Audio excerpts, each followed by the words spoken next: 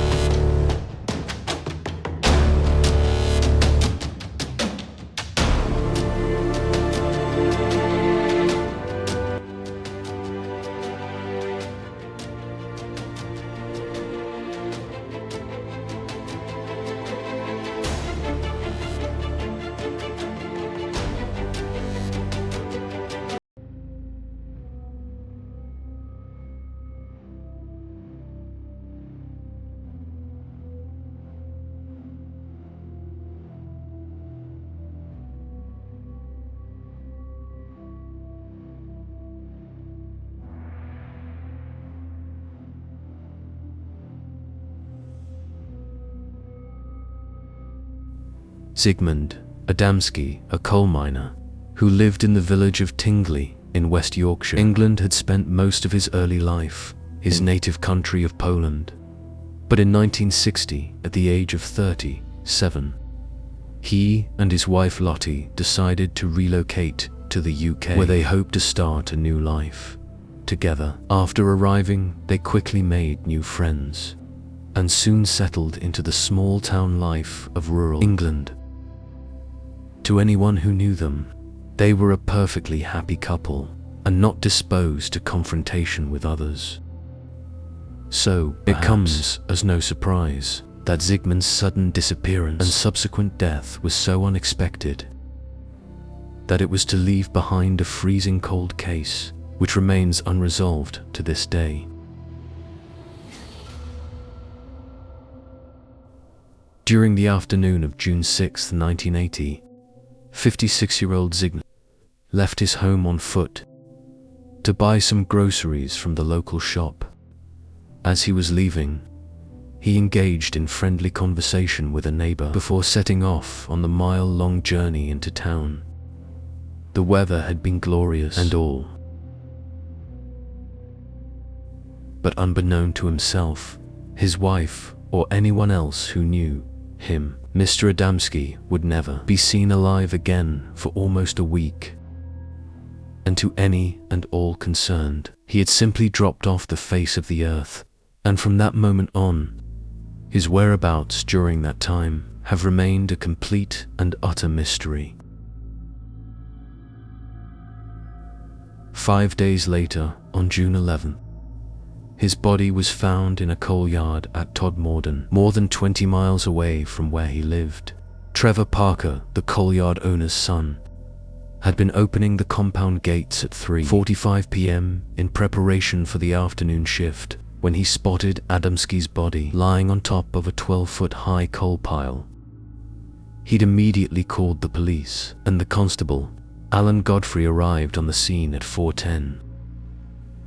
When questioned, Parker indicated that the last time he had been at the yard was 11 a.m. that morning, and that Adamski's body had not been there. At that time, he'd also closed and locked the gates as he had left, and no one, to his knowledge, had visited the coal yard, meaning that the body must have appeared there sometime during those intervening 5 hours. PC Godfrey radioed for an ambulance shortly after arriving, and it was quickly established by paramedics attending the scene that Adamski had suffered a massive cardiac arrest. Put on closer examination, and due to a number of suspicious circumstances, authorities began to suspect foul play. Firstly, and probably most disturbing of all, were the second-degree burn marks on the back of his neck and shoulders.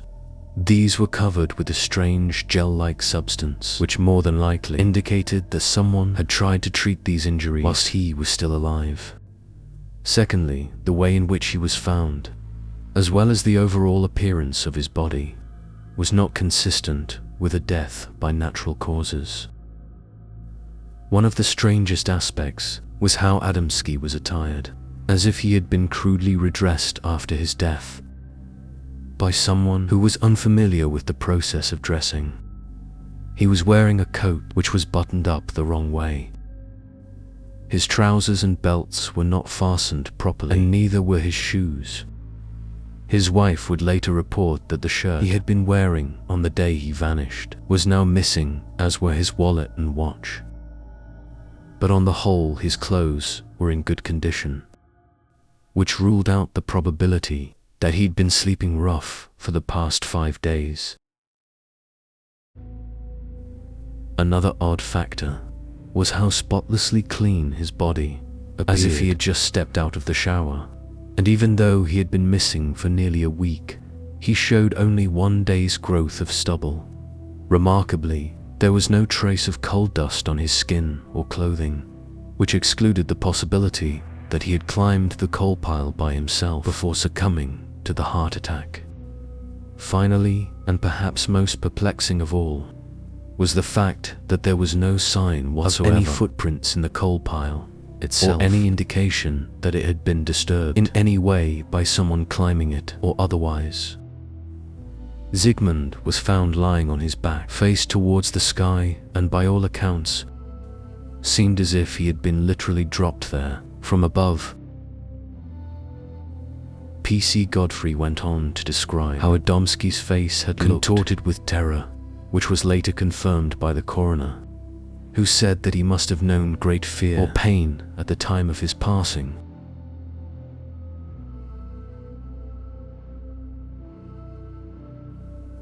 During the post-mortem, it was concluded that Mr. Adamski must have died between the hours of 11 and 1 p.m. on the Wednesday, the day that his body was found. He had eaten well during the time he was missing, although not on the day he had died. It was revealed that the burn marks to the back of his neck and shoulders had been inflicted only 2 days prior to his death. The strange gel-like substance which had been applied to the burns was tested by a home office laboratory, but could not be identified, and there were no records of him having visited a local hospital for any such treatment. There seemed to be no apparent reason for Adamski's sudden disappearance. He was a good-natured man with few, if any, enemies. He was of a sound mind, and he had been due to attend the family wedding the day after he had vanished, which it was reported at the time he had very much been looking forward to. It was a great deal of mystery surrounding the case, and some very odd facets which could not be ignored, such as the peculiar burn marks on his body. Strong hints of alien abduction were in the air by the time the story broke. And regardless of how far-fetched, it's impossible to completely dismiss them. Todmorden and the surrounding areas are a known UFO hotspot, and the complexities of this theory are further borne out by the involvement of PC Alan Godfrey, who would himself later become an alleged alien abductee, and it would be remiss to tell the tale of Zigmund and not include the experience of Alan Godfrey, as over time the two have become inextricably linked.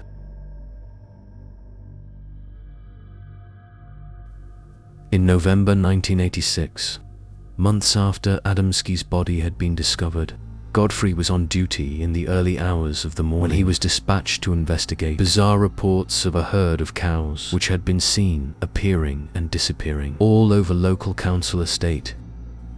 Driving down Burnley Road towards the location of the latest sighting, he saw what he thought was an overturned double-decker bus about 200 meters ahead of him, believing it to be a shift for the local coal miners, and he slowed down to observe the scene. However, on closer inspection, he discovered that the object was not a bus at all, and that it was actually hovering 5 feet off the ground. He tried calling for backup, but found that neither his personal radio nor his dash radio were working. Not knowing what else to do, he noted the time and began sketching the object. After completing the drawing, which took him all of 30 seconds, he looked up to find that the strange-looking craft had vanished. Surveying the scene for any further sign of it, he suddenly realized that his car was further along the road than it was before, almost a quarter of a mile distance where he had originally stopped. And upon checking his watch, and despite the fact that only a minute to have passed, he found that he had lost almost half an hour time, which he could not account for. Later on, he would discover that the soles of his standard issue were split at the toe in a way that suggested he had been dragged along the ground. Shortly afterwards, he returned to the police station and asked a couple of colleagues to help him search for the missing cattle. The cows were eventually located in a rain-soaked field, the only access to which was through a locked gate. And although the recent rainstorms had softened the ground, there were no hoof prints to be seen. Like Zigmund Adamski, they seemed to have been literally dropped there. The standard procedure dictated, Godfrey reported his encounter with a strange object later that morning and discovered that another driver on the same road, only 3 miles further along, had seen a white light and reported it to Todd Modern Police. 2 weeks passed by without further incident, but the report of Godfrey's experience somehow leaked to the press, causing himself and his department a great deal of embarrassment. Despite being an outstanding officer, with 2 commendations for previous police work, Godfrey found himself being alienated by his colleagues and slowly pushed out of favor with his superiors. With his once solid career effectively ruined, he eventually left the police force. Some years later, Godfrey would undergo hypnotic regression and recall his encounter in greater detail than we have time for here, but suffice to say that it carries its own disturbing connotations. Recounting the case of Zigmund Adamski, Godfrey was to relate how it had been one of the strangest cases. But regardless of his own experiences that same year, he was somewhat unsure of whether UFOs had actually been involved in Adamski's death, though he didn't rule out the possibility. Some 25 years later, British UFO Research Association, or BEAF, investigators interviewed members of Adamski's family and found that he had not, in fact, been looking forward to his goddaughter's wedding. There had been a family feud during this period, and the female relative had moved in with the Adamskis. This relative had taken out a restraining order on her own husband, and needless to say, things were very bitter between the two. In light of this, 2 overriding theories have regarding the whereabouts of Mr. Adamski during those 5 days. On the one hand, before A concluded that Zigmund had actually been kidnapped by the female relative's husband and held in a shed, where he had been tortured with battery acid and had finally suffered the fatal heart attack. This could well have been the case, and it's quite plausible that when Mr. Adamski died, the estranged husband had panicked and dumped the body at the coal yard. But there are still many unanswered questions over this explanation. By all accounts, Adamski was a neutral bystander in the family feud. So why had he been kidnapped? What could abducting him possibly achieve?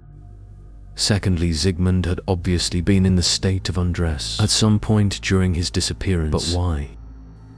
And what was the ointment found on his skin? And why had it been applied? Especially if his captor had wished to do him harm, as suggested by the burn marks.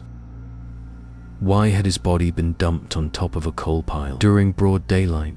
Why not hidden in a more discreet location? And it's a less obvious time of day. And how did the person who dumped his body even get access to a locked coal yard and then further manage to leave? Not a single trace of them having been there.